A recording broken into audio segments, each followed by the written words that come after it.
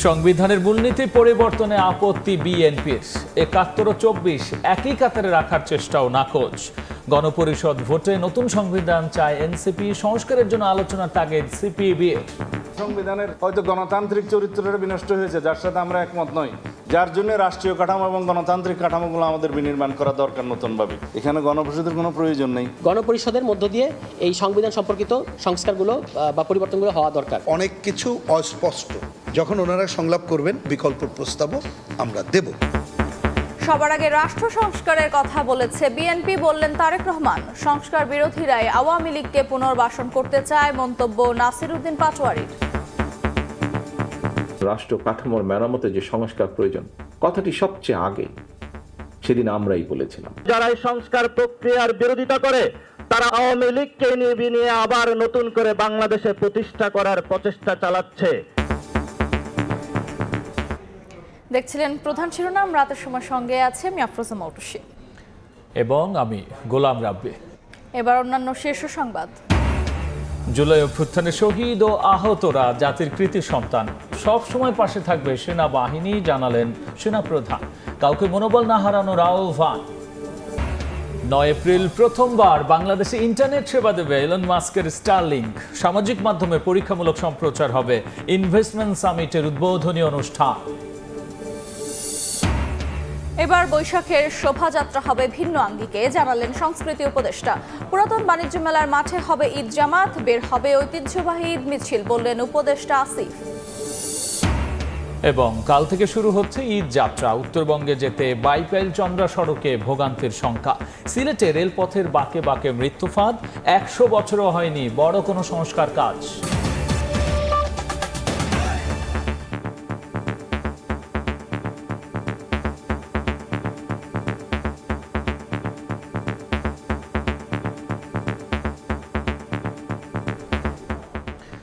ঐকমত্য কমিশনের সংস্কার প্রস্তাবে ৭১ আর ২৪ একই কাতারে রাখার চেষ্টা হয়েছে উল্লেখ করে এটি সমীচীন নয় বলে মনে করছে বিএনপি।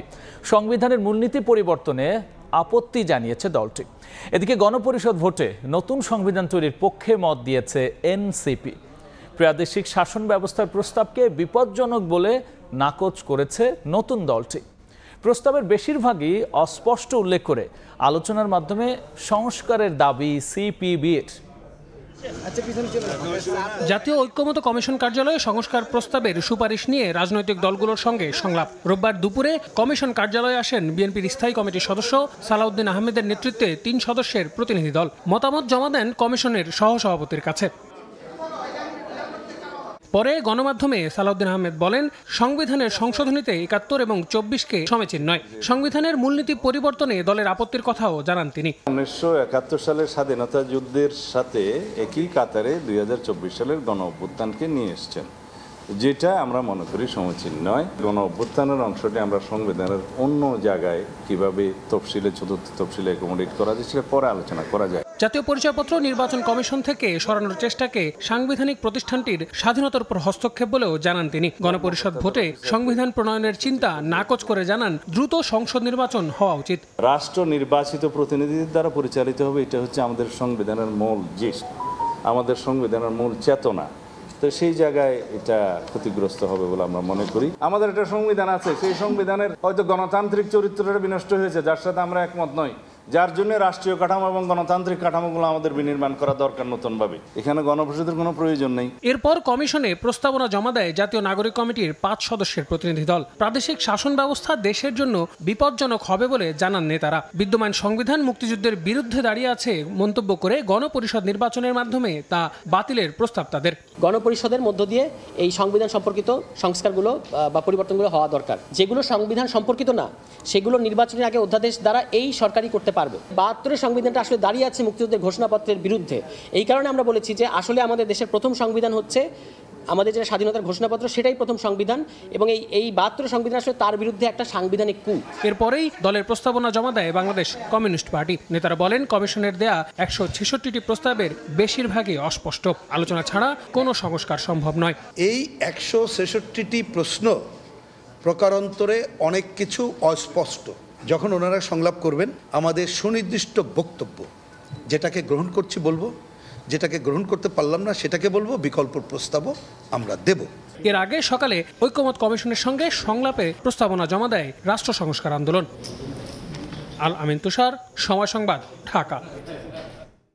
বিএনপির ভারপ্রাপ্ত চেয়ারম্যান তারেক রহমান বলেছেন, নির্বাচন ব্যবস্থা সহ সব প্রতিষ্ঠান ধ্বংস করেছিল আওয়ামী লীগ, আর সবার আগে রাষ্ট্র সংস্কারের কথা বলেছে বিএনপি। স্বৈরাচারকে বিতাড়িত করতে জনগণের ত্যাগ মাথায় রেখে তাদের প্রত্যাশা অনুযায়ী রাজনৈতিক দলগুলোকে কাজ করার আহ্বান তার। পল্টনে জাতীয়তাবাদী সমমনা জোটের ইফতার মাহফিলে ভার্চুয়াল বক্তব্যে একথা বলেন তারেক রহমান। জাতীয়তাবাদী সমমনা জোটের ইফতার মাহফিল রোববার রাজধানীর পুরানা পল্টনে এই আয়োজনে বিএনপি জামাত সহ বিভিন্ন দলের নেতারা অংশ নেন। বিদেশে কিছু এজেন্ট দেশে শান্তি শৃঙ্খলা বিনষ্ট করার চেষ্টা করছে উল্লেখ করে বক্তারা বলেন, ফ্যাসিবাদী আওয়ামী লীগকে রুখে দিতে সবাইকে ঐক্যবদ্ধ থাকতে হবে। আওয়ামী লীগের সঙ্গে আমাদের ঠেলে দেওয়ার কোনো সুযোগ নাই, যত চেষ্টাই করেন, কারণ আমরাও আওয়ামী লীগের প্রাতিষ্ঠানিক বিচার চাই। আমরা যে আওয়ামী জাহিলিয়াতকে পরাজিত করেছি তার কখনো বাংলাদেশে ফিরে আসবে না। জনগণ রাজপথে নেমেছিল বলেই স্বৈরাচার মাফিয়া বিদায় নিতে বাধ্য হয়েছে। তাই জনগণের প্রত্যাশা অনুযায়ী রাজনৈতিক দলগুলোকে কাজ করার আহ্বান জানান বিএনপির ভারপ্রাপ্ত চেয়ারম্যান তারেক রহমান। আমাদের রাজনীতির সবচেয়ে বড় পুঁজি হচ্ছে এই দেশের জনগণ। কাজেই এই বিষয়গুলোকে যদি আমরা মেরামত না করি, এই কাঠামো, রাষ্ট্রের এই কাঠামোগুলোকে যদি মেরামত না করি, এই দেশকে আমরা আমাদের কাঙ্ক্ষিত লক্ষ্যে নিয়ে যেতে পারবো না, মানুষের প্রত্যাশা অনুযায়ী গড়ে তুলতে সক্ষম হব না। আওয়ামী লীগ নির্বাচন ব্যবস্থা সহ দেশের প্রতিটি প্রতিষ্ঠান ধ্বংস করেছিল উল্লেখ করে তারেক রহমান বলেন, সবার আগে রাষ্ট্র সংস্কারের কথা বলেছিল বিএনপি। পলাতক যে স্বৈরাচার, তারা কিভাবে দেশের প্রত্যেকটি প্রতিষ্ঠান ধ্বংস করে দিয়েছিল। তারা সবচেয়ে বড়, সবচেয়ে প্রথমে যেটি ধ্বংস করেছিল সেটি হচ্ছে বাংলাদেশের নির্বাচনী ব্যবস্থাকে বিতর্কিত এবং ধ্বংস করে দিয়েছিল। বাংলাদেশের সকল কিছুতে যে সংস্কার প্রয়োজন, রাষ্ট্র কাঠামোর মেরামতে যে সংস্কার প্রয়োজন, কথাটি সবচেয়ে আগে সেদিন আমরাই বলেছিলাম। এদিকে রাজধানীতে আলাদা অনুষ্ঠানে আইনের শাসন ও ন্যায় বিচার প্রতিষ্ঠায় অবাধ নিরপেক্ষ নির্বাচনের বিকল্প নেই বলে জানান বিএনপির সিনিয়র যুগ্ম মহাসচিব রুহুল কবির রিজভী। আইনের শাসন এবং প্রত্যেকটি মানুষের ন্যায় বিচার নিশ্চিত করার যে গণতান্ত্রিক সমাজ, সেই সমাজ প্রতিষ্ঠার জন্য আমাদের এখন লড়াই করতে হবে। আলোচনা ও কথাবার্তায় সবাইকে সহনশীল হওয়ার আহ্বান জানান রিজভী। ছাত্ররা। আলতাফ হোসাইন, সময় সংবাদ, ঢাকা।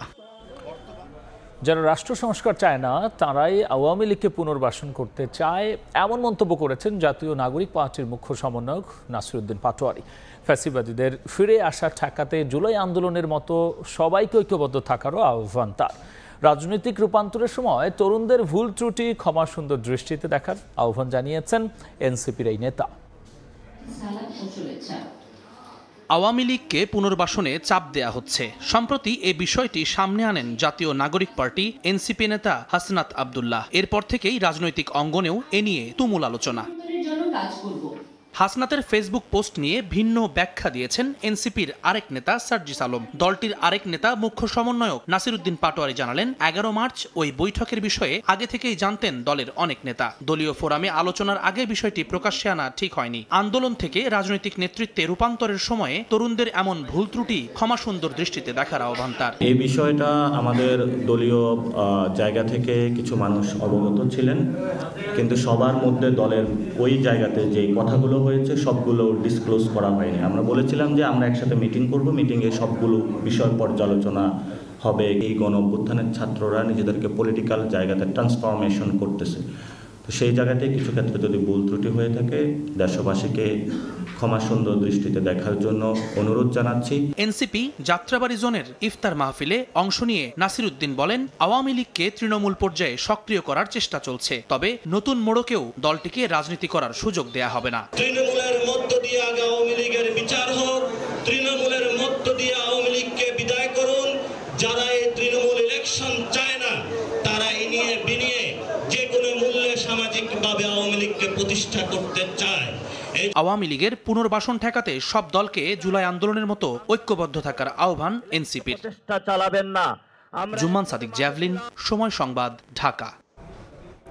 জুলাই অভ্যুত্থানে শহীদ ও আহতদের জাতির কৃতি সন্তান অভিহিত করে সেনাবাহিনী সবসময় পাশে থাকবে বলে জানিয়েছেন সেনাপ্রধান জেনারেল ওয়াকারুজ্জামান।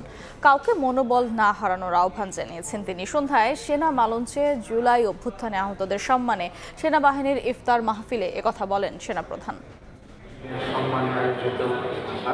জুলাইয়ের উত্তাল রাজপথে এসব মানুষ ছিলেন অকুতভয়। 5 আগস্ট স্বৈরাচারের পতনের পরও তাদের যুদ্ধ হয়নি শেষ। কিছুটা স্বাভাবিক জীবনে ফিরতে এখনও চিকিৎসাধীন অনেকেই। জুলাইয়ের এই যোদ্ধাদের সম্মানে ইফতার আয়োজন বাংলাদেশ সেনাবাহিনীর। বিকেল গড়াতেই হুইল চেয়ার এবং ক্রাচে ভর করে সেনা মালঞ্চে আসেন আহতরা। ছিলেন শহীদ পরিবারের সদস্যরাও। টেবিল ঘুরে আহতদের সঙ্গে কুশল বিনিময় করেন সেনাপ্রধান। ইফতার পূর্ব স্বাগত বক্তব্যে জুলাই অভ্যুত্থানে শহীদ পরিবার এবং আহতদের জাতির কৃতি সন্তান হিসেবে অভিহিত করে মনোবল না হারানোর আহ্বান জানান সেনাপ্রধান। মনোবল হারানোর কিছু নাই, আপনারা জাতির কৃতি সন্তান, আপনারা এই দেশ এবং জাতির জন্য অনেক কিছু ত্যাগ করেছেন। আমি আপনাদের অভিনন্দন জানাচ্ছি, আপনাদের প্রতি কৃতজ্ঞতা জানাচ্ছি। আহতদের পাশে থাকার প্রতিশ্রুতি দিয়ে সেনাপ্রধান বলেন, পুনর্বাসনে কাজ করছে সেনাবাহিনী। আপনাদেরকে এই অ্যাসুরেন্স দিচ্ছি যে আমরা সবসময় আপনাদের পাশে থাকবো রিহ্যাবিলিটেশনের জন্য।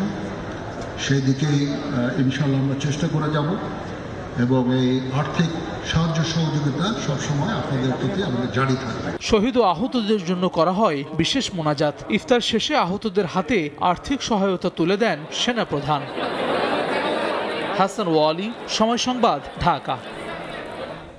রাতের সময় আরো থাকছে। ব্যবসার আড়ালে হাজার কোটি টাকা পাচার, 2 প্রতিষ্ঠানের বিরুদ্ধে শিগগিরই চার্জশিট। সাবেক প্রতিমন্ত্রী চুমকি ও বরখাস্ত ডিআইজি মোল্লা নজরুলের সম্পদ জব্দের নির্দেশ।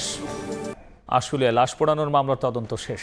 জুলাই গণহত্যার এটি প্রথম মামলা যার তদন্ত সম্পন্ন হলো।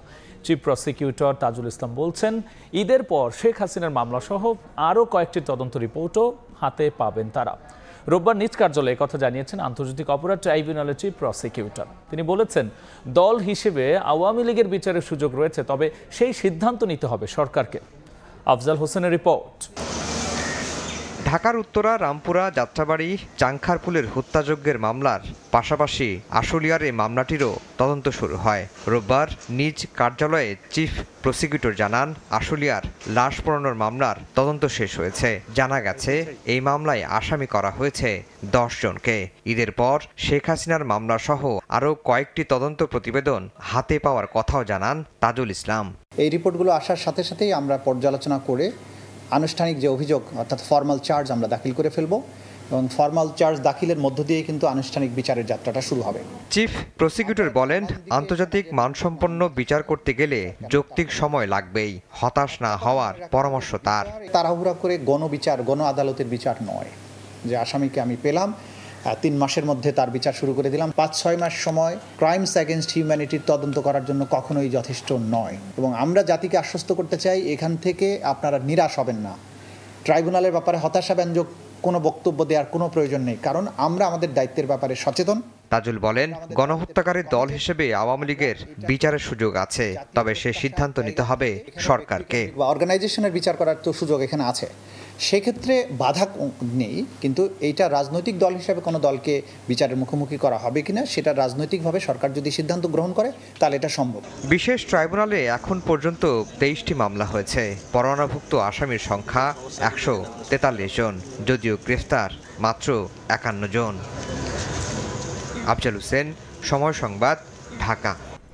সংস্কৃতি উপদেষ্টা জানিয়েছেন, সব জাতিসত্তার অংশগ্রহণে এবার বৈশাখের শোভাযাত্রা হবে ভিন্ন আঙ্গিকে। কি নামে মঙ্গল শোভাযাত্রা হবে জানা যাবে কাল। এছাড়াও এবার সন্ধ্যার মধ্যে নববর্ষের অনুষ্ঠান শেষ করার বাধ্যবাধকতা থাকছে না। দুয়ারে কড়া নাড়ছে পহেলা বৈশাখ। পুরাতনকে বিদায় দিয়ে নতুন শুরুর অপেক্ষায় জাতি। বাংলা নববর্ষ উদযাপন উপলক্ষে রোববার সচিবালয়ে বৈঠক অনুষ্ঠিত হয়। সংস্কৃতি বিষয়ক উপদেষ্টা মোস্তফা সরোয়ার ফারুকীর সভাপতিত্বে বৈঠকে অংশ নেন ঢাকা বিশ্ববিদ্যালয়ে ছায়ানট, বিভিন্ন জাতিগোষ্ঠী, রক ও ইসলামী সঙ্গীত শিল্পীদের প্রতিনিধিরা। তবে সরাসরি চারুকলার পক্ষ থেকে ছিলেন না কেউ। বৈঠক শেষে এবারের নববর্ষ উদযাপনের পরিকল্পনা তুলে ধরেন তারা। নিজ নিজ সংস্কৃতিকে আমরা প্রাধান্য দিয়ে এইবার আমরা সাংগ্রাই উদযাপন করব। প্রতিটি মূল ধারাকে আমরা সম্মান করতে চাচ্ছি এবং চাচ্ছি যে সবাই মিলে এই বৈচিত্র্যের মধ্যে ঐক্য খুঁজতে।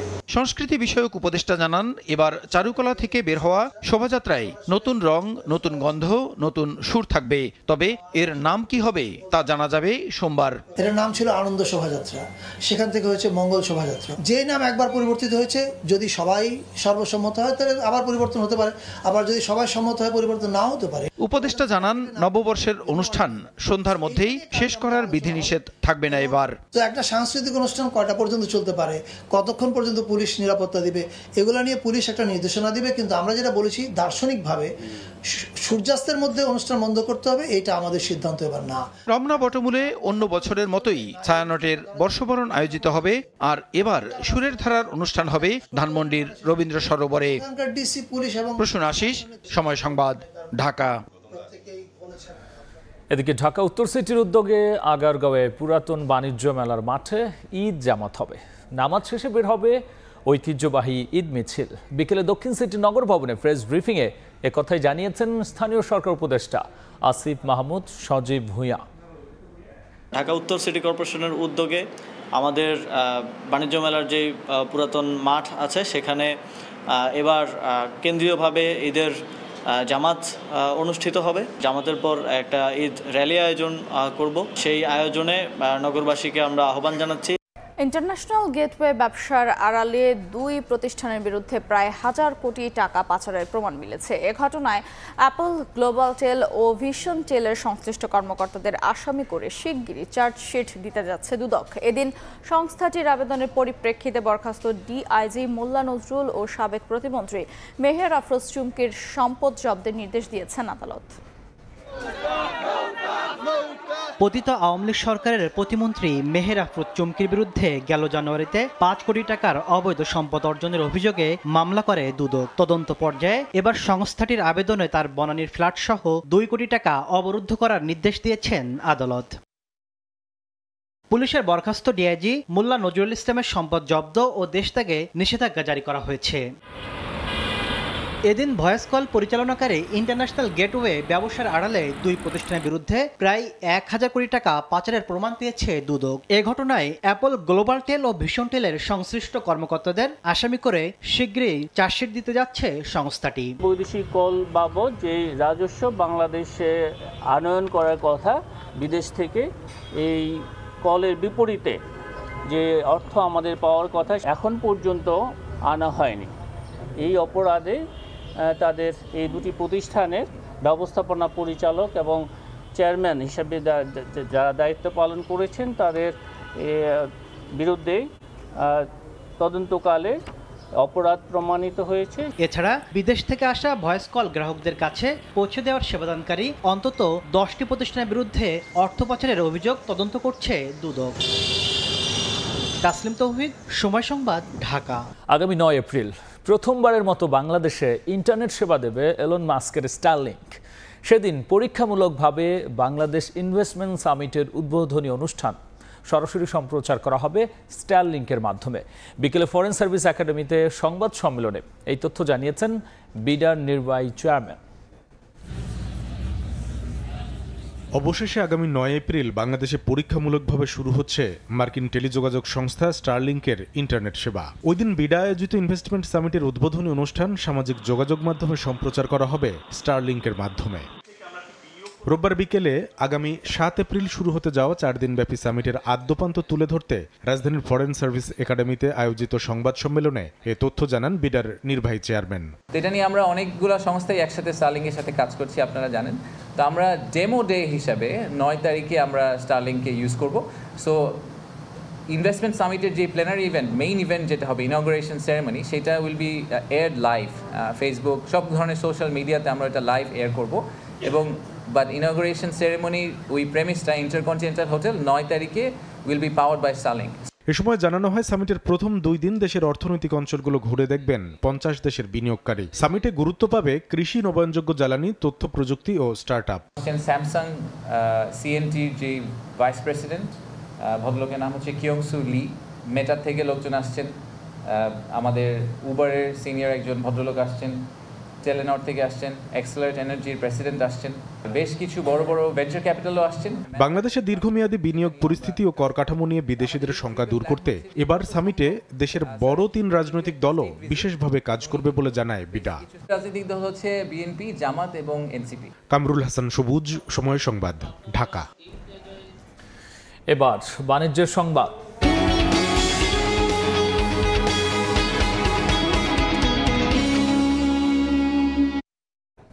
সিম কার্ডের পরিবর্তে ওয়াইফাই ব্যবহার করে মোবাইল নম্বরে ভয়েস কলের কার্যকারিতা পরীক্ষা করেছে মোবাইল অপারেটররা। ব্রডব্যান্ড ইন্টারনেট সেবাদাতাদের নেটওয়ার্ক ব্যবহার করে চালু হবে ভয়েস ওভার ওয়াইফাই সেবা। অপারেটররা বলছে এই সেবা চালু হলে সিমে নেটওয়ার্ক না থাকলেও সংশ্লিষ্ট হ্যান্ডসেটে ওয়াইফাই সংযোগ দিয়ে অন্য মোবাইল নম্বরে কল করা যাবে। এতে গ্রাহকের ব্যান্ডউইথ খরচ হলেও সরাসরি অর্থ ব্যয় হবে না, কমবে কল ড্রপের হার। শুভ খানের রিপোর্ট।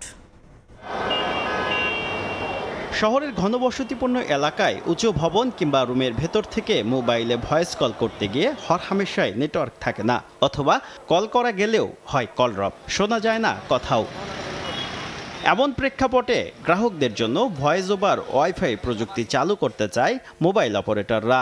এর মাধ্যমে প্রথাগত নেটওয়ার্কের পরিবর্তে ওয়াইফাই ব্যবহার করে আইপি নেটওয়ার্কের মাধ্যমে ভয়েস কল করা যাবে।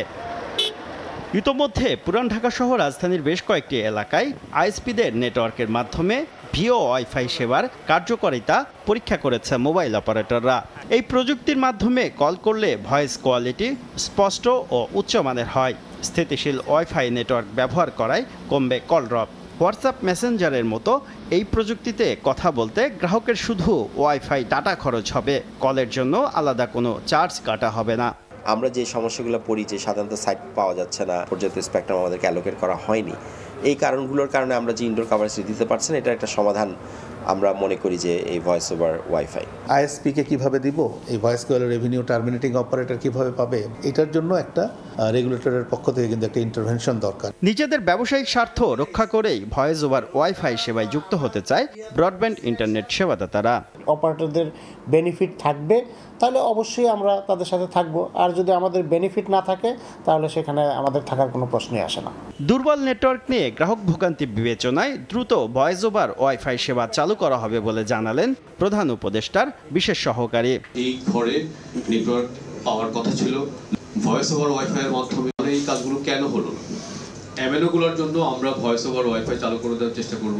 বর্তমানে দেশের 18.5 কোটির বেশি গ্রাহককে মোবাইলে সেবা দিচ্ছে 4 অপারেটর, আর ব্রডব্যান্ড ইন্টারনেট সেবা দিচ্ছে প্রায় 3000 আইএসপি অপারেটর। শুভ খান, সময় সংবাদ, ঢাকা। এবার ঈদ উল ফিতরে টানা 9 দিনের ছুটি। কাল থেকে শুরু হচ্ছে ঈদ যাত্রা। ঘরমুখ মানুষের ছুটে চলার স্বস্তির হওয়ার প্রত্যাশা থাকলেও চন্দ্রা বাইপেল মহাসড়কে উন্নয়ন কাজ অব্যবস্থাপনা ভোগান্তির কারণ হতে পারে উত্তরের যাত্রীদের। পথে পথে ভোগান্তি থেকে রেহাই পেতে আগেভাগে যাত্রা শুরু শেকড়ের টানে। এবারের ঈদে লম্বা ছুটি, সোমবার থেকে শুরু হচ্ছে ঈদ যাত্রা। তবে তার আগেই বাস কাউন্টারে বেড়েছে যাত্রী চাপ। শিক্ষা প্রতিষ্ঠান ছুটি থাকায় বাড়ির পথ ধরেছেন কেউ কেউ। যানজট ভোগান্তি এড়াতে অনেকে গ্রামে পাঠিয়ে দিচ্ছেন স্ত্রী সন্তানদের। রাস্তায় জাম বেশি পড়বে, ছোট বাচ্চা কাছে নিয়ে যাওয়ার সমস্যা হবে, এই জন্য ফ্যামিলিগুলো আগে পাঠাই দিচ্ছে। পরিপূর্ণভাবে ঈদের যে একটা যাত্রা এখনো শুরু হয় না ওইভাবে। ঘরমুখ মানুষের যাত্রা স্বস্তি হওয়ার প্রত্যাশা থাকলেও চন্দ্রা বাইপাইল মহাসড়কে উন্নয়ন কাজ অব্যবস্থাপনা ভোগান্তির কারণ হতে পারে বলেও আশঙ্কা করা হচ্ছে। ভোগান্তিতে পড়তেও পারেন উত্তরের বাসিন্দারা। চালকরা বলছেন সাধারণ দিনে 10 মিনিটের পথ পাড়ি দিতে লাগছে 2 থেকে 3 ঘন্টা। সেখানে ঈদ ঘিরে গাড়ির চাপ বাড়লে দুর্ভোগ বাড়বে কয়েক গুণ। সন্ধ্যার দিক দিয়ে জাম দামের একটু বেশি পড়ে, রপ্তানি থেকে বাইবেল পর্যন্ত 1-2 ঘন্টা সময় লেগে যায়।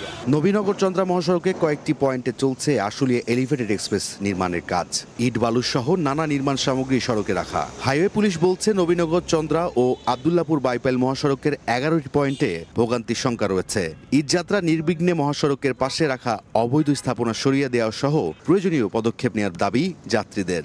খারাজোরা বলতো যে আইল্যান্ডে দিছে, এটি কোনো দরকারি আইল্যান্ড না, এটি উঠাইলে আর এত জাম থাকবো না। কিছু কিছু আম পাবলিক আছে সে টাকা নিবার গাড়ি চাপায় চাপায়, এদেরকে দেখার জন্য কোনো কর্তৃপক্ষ দায়িত্ব নেই। এবার ঈদ করতে ঢাকা ছাড়বেন প্রায় 1,20,00,000 মানুষ। রায়দুল ইসলাম শুভ, সময় সংবাদ, ঢাকা। এবার ঈদ কেনাকাটার খবর।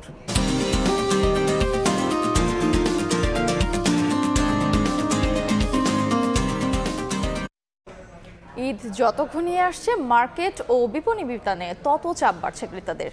শেষ মুহূর্তে সকাল থেকে রাত দিনের পুরোটা সময় যেন চলছে জমজমাট কেনাবেচা। এদিকে মূল্য পরিশোধে বিভিন্ন ছাড় ক্রেতাদের মাঝে ঈদের আনন্দ আরও বাড়িয়ে তুলছে। ঈদের বাকি আর 7 বা 8 দিন, যতই সময় ঘনিয়ে আসছে ততই জমজমাট হচ্ছে কেনাকাটা। এবার ঈদ উপলক্ষে বিভিন্ন ব্র্যান্ড তাদের সেরা কালেকশনে সাজিয়েছে সবগুলো। উৎসবের কথা মাথায় রেখে ডিজাইনে দেওয়া হয়েছে বৈচিত্র্য ও নান্দনিকতার ছোঁয়া। শেষ মুহূর্তের জন্য অপেক্ষা না করে অনেকেই সেরে ফেলছেন কেনাকাটা, যদিও বছর ব্যবধানে দাম বৃদ্ধির অভিযোগ অনেকের। কাস্টমার চাপ তো প্রথম থেকে ছিল না, এখন ডে বাই ডে কাস্টমার হচ্ছে। কোটি সহ পাঞ্জাবির যে কালেকশনটা, ওইটারও নতুন ভ্যারিয়েশন আসছে, আর ওইটার ভালো রেসপন্স কাস্টমার থেকে আমরা পাচ্ছি। লেডিস বলেন, জেন্টস বলেন, কিডস বলেন, সব কিছুতে ভ্যারিয়েশন আছে। কোয়ালিটির সাথে আরেকটু প্রাইসে যদি আরেকটু অ্যাডজাস্ট করা যেত তাহলে হয়তো সাধারণ মানুষের জন্য আরেকটু কমফোর্টেবল হতো। অনেক শোরুমগুলোতে দেখলাম আগের বছরের তুলনায় সবগুলো শোরুমই একটু বেশি। ঈদ কেনাকাটা এবার বাড়তি আনন্দ যোগ করেছে মূল্য পরিশোধে বিশেষ ছাড়। ব্র্যান্ড শপে বাংলালিংকের অরেঞ্জ ক্লাব গ্রাহকরা পাচ্ছেন 10 থেকে 20% পর্যন্ত ডিসকাউন্ট। এতে খুশি ক্রেতারা। বাংলালিংকের ব্যাপারটা আসলে ভালো, 10% আমার ক্যাশ সাইতে বিশেষ করে আমরা ছাড় পাচ্ছি। অরেঞ্জ ক্লাবের যে অফারটা, এটা নেওয়ার জন্যই মূলত আশা আর কি। বাংলালিংকের গ্রাহক হওয়ার সাথে যেহেতু অরেঞ্জ ক্লাবের সদস্য, দ্যাটস ইট, 12% একটা ডিসকাউন্ট পেয়েছি। 10% হোক, 5% হোক, 20% হোক, ইটস গুড ফর আস, কারণ এটা a bit like a gift. তবে দাম যাই হোক, শেষ সময়ের ঈদ বাজার শেষে হাসি মুখেই ঘরে ফিরছেন ক্রেতারা। ফরহাদুর রহমান, সময় সংবাদ, ঢাকা। টানা 3 দিনের ভয়াবহ দাবানলে বিধ্বস্ত দক্ষিণ কোরিয়ার দক্ষিণ পূর্বাঞ্চল। পুড়ে ছাই 6,000 হেক্টরের বেশি বনভূমি। ধোঁয়া আর বাতাসের কারণে আগুন নেভাতে বেগ পেতে হচ্ছে দমকল কর্মীদের। ভয়াবহ এই দাবানলে এ পর্যন্ত 4 জনের মৃত্যুর খবর পাওয়া গেছে। আহত হয়েছেন বেশ কয়েকজন। দক্ষিণ কোরিয়া থেকে মোহাম্মদ হানিফের রিপোর্ট। এমন ভয়াবহ দাবানল দক্ষিণ কোরিয়া আগে কখনো দেখেনি। পুড়েছে পাহাড়ি বন সহ তার আশপাশের ঘরবাড়িগুলো। টানা 3 দিন ধরে দাবানলে জ্বলছে দক্ষিণ কোরিয়ার দক্ষিণ পূর্বাঞ্চলের বিস্তীর্ণ এলাকা। এতে সরকারি কর্মকর্তার পাশাপাশি কয়েকজন দমকল কর্মীর প্রাণহানির খবর পাওয়া গেছে। আহত হয়েছেন কয়েকজন। কেন্দ্রীয় দুর্যোগ ও নিরাপত্তা প্রতিরোধ সদর দপ্তরের তথ্য অনুযায়ী ইতিমধ্যেই দেশ জুড়ে প্রায় 30টি দাবানলের ঘটনা ঘটেছে। ঘন ধোঁয়ায়, শুষ্ক ও তীব্র বাতাসের কারণে দমকল কর্মীদের আগুন নেভাতে বেগ পেতে হচ্ছে। আগুনে পুড়ে গেছে 6,000 হেক্টরেরও বেশি বনভূমি। আগুন নিয়ন্ত্রণে 9,000-এরও বেশি দমকল কর্মী এবং 105টি হেলিকপ্টার আগুন নিয়ন্ত্রণে কাজ করছে। তীব্র বাতাসের কারণে শনিবার স্থানীয় সময় বিকেল 5টা পর্যন্ত দাবানলের মাত্র 35% নিয়ন্ত্রণে আনা সম্ভব হলেও রোববার সকাল 11টা পর্যন্ত আগুন নিয়ন্ত্রণের হার মাত্র 30% বলে জানিয়েছে ফায়ার সার্ভিস। ভারপ্রাপ্ত প্রেসিডেন্ট চৈ চাং-মুক বলেছেন, আশপাশের 30টি গ্রামের 1500-এরও বেশি বাসিন্দাদের আশ্রয় কেন্দ্রে নিয়ে যাওয়া হয়েছে। জনগণের নিরাপত্তা সহ আহতদের দ্রুত চিকিৎসার নির্দেশ দিয়ে উলসান শহর সহ দক্ষিণ পূর্বাঞ্চলীয় কয়েকটি এলাকায় জাতীয় দুর্যোগ ঘোষণা করেছেন ভারপ্রাপ্ত প্রেসিডেন্ট। দক্ষিণ কোরিয়া থেকে মোহাম্মদ হানিফ, সময় সংবাদ। এ পর্যায়ে শীর্ষ সংবাদ জানিয়ে দিচ্ছি আরেকবার। সংবিধানের মূলনীতি পরিবর্তনে আপত্তি বিএনপির। ৭১ ও ২৪ একই কাতারে রাখার চেষ্টাও নাকচ। গণপরিষদ ভোটে নতুন সংবিধান চায় এনসিপি। ঐক্যমত্য কমিশনে মতামত জমা। সবার আগে রাষ্ট্র সংস্কারের কথা বলেছে বিএনপি, বললেন তারেক রহমান। সংস্কার বিরোধীরাই আওয়ামী লীগকে পুনর্বাসন করতে চায়, মন্তব্য নাসির উদ্দিন পাটোয়ারির।